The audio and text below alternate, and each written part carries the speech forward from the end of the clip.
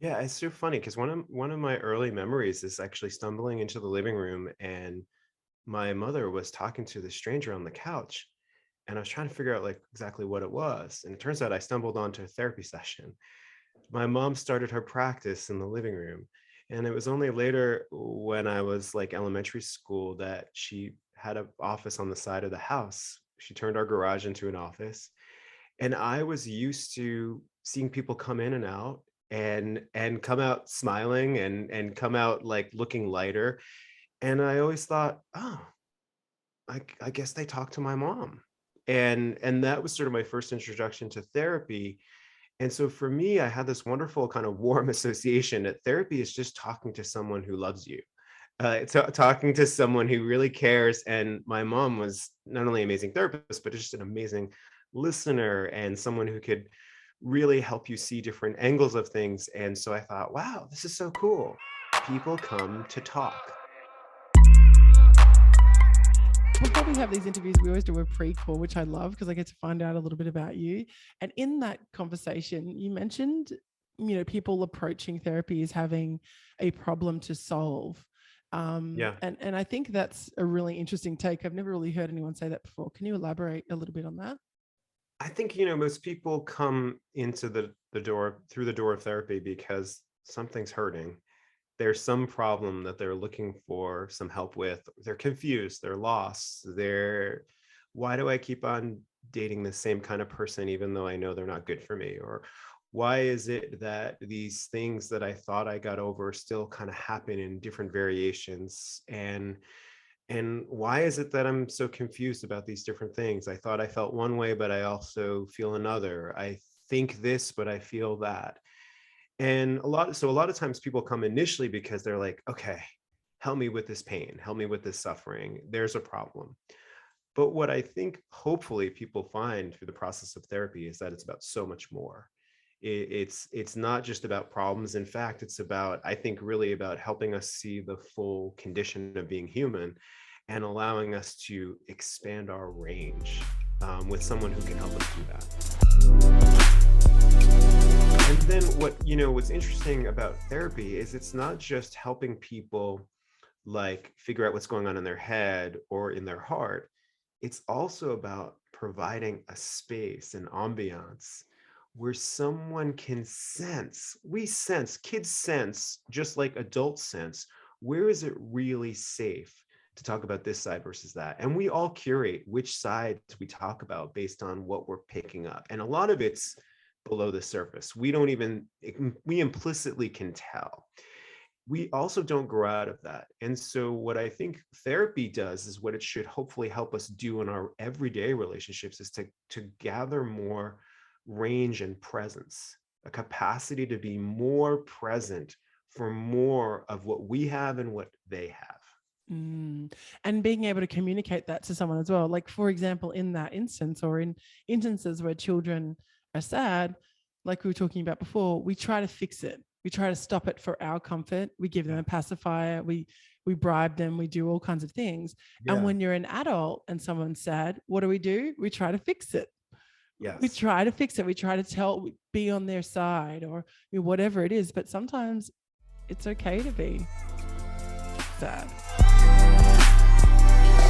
It's actually something that I hear a lot from a lot of clients, which I think you'll find interesting, is that often they say, when I ask them about prior therapy, they say, well, listen, I had this really fantastic therapist.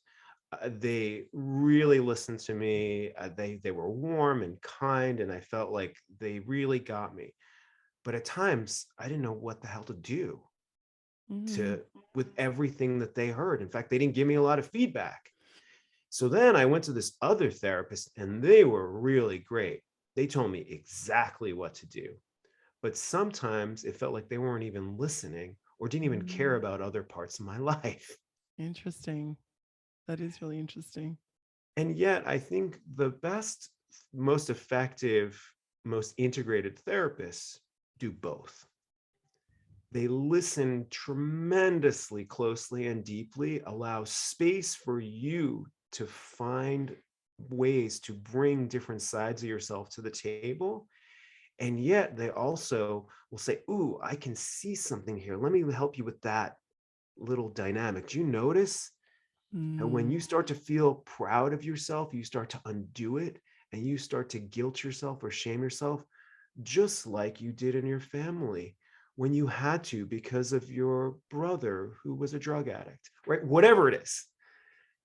And so there's ways in which, zeroing in on something, which is a sort of fixing, but when it's done with the right timing and combination of really listening, somebody feels really seen.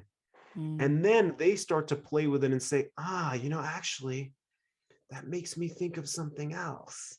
Right.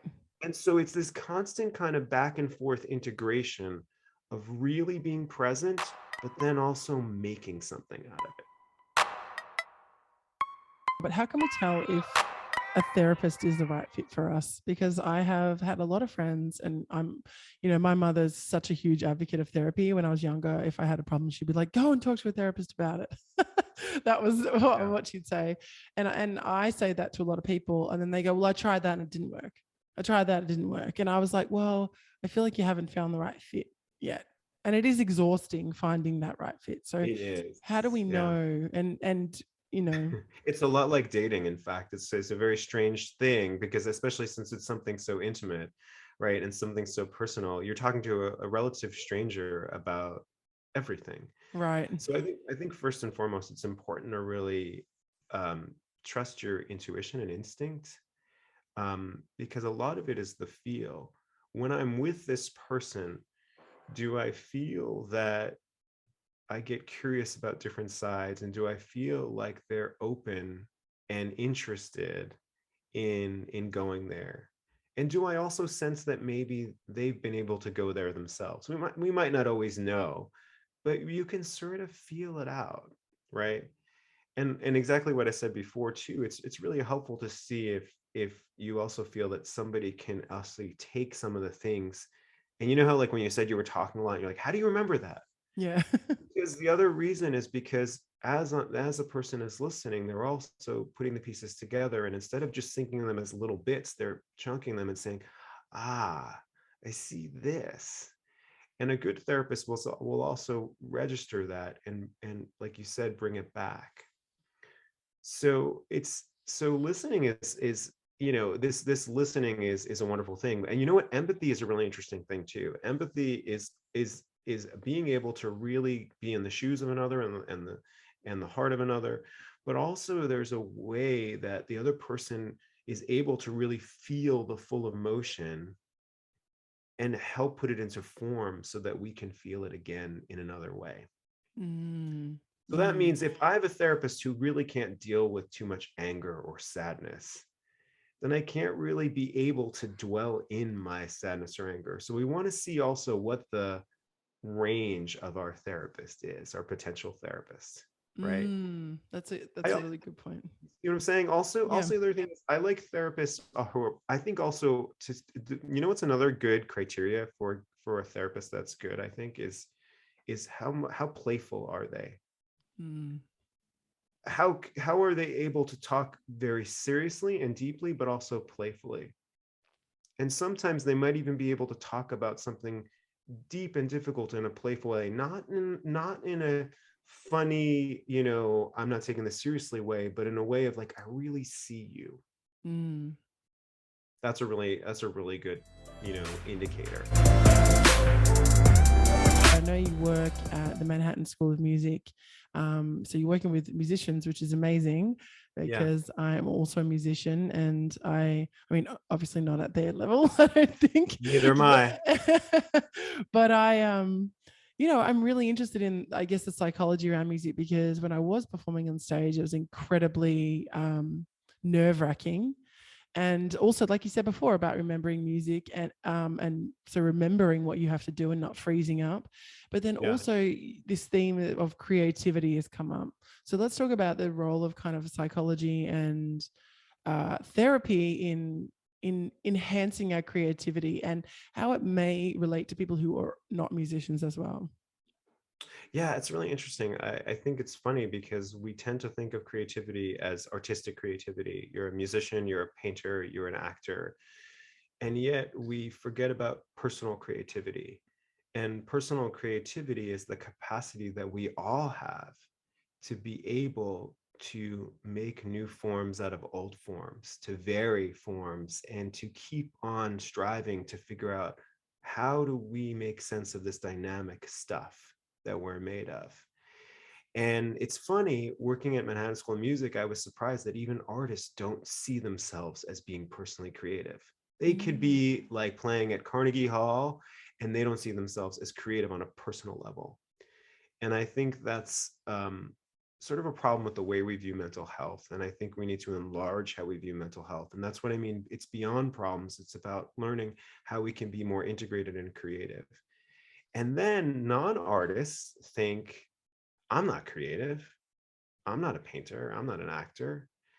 And what they don't realize is that that's not the only aspect of creativity, and that this personal creativity can help us in every sphere, whether it's business, whether it's, in something that's not a traditional artistic venture.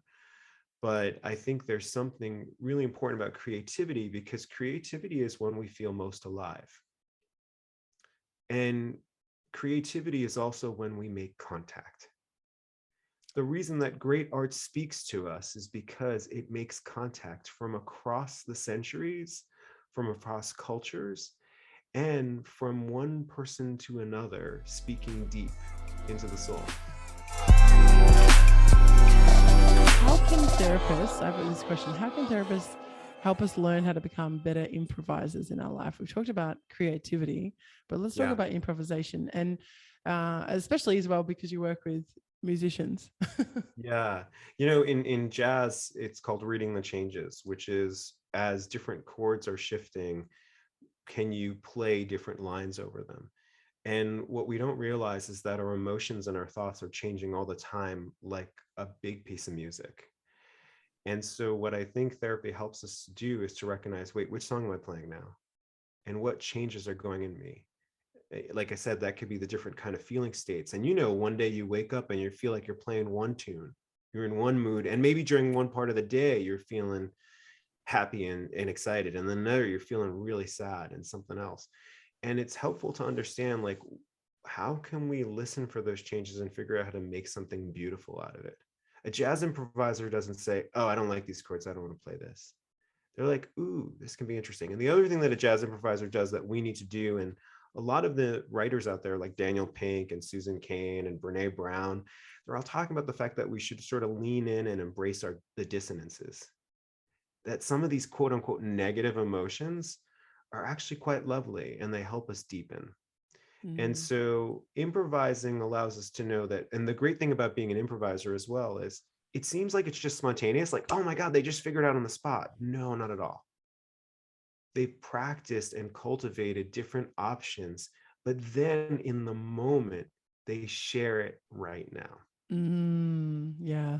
That is such a great metaphor for nonviolent language. You practice nonviolent communication, so then when in the heat of the moment, when you're in a fight, when nasty things come out, you have practiced that behavior and that mode of communication, and then, like you say, you improvise on the spot and it comes out.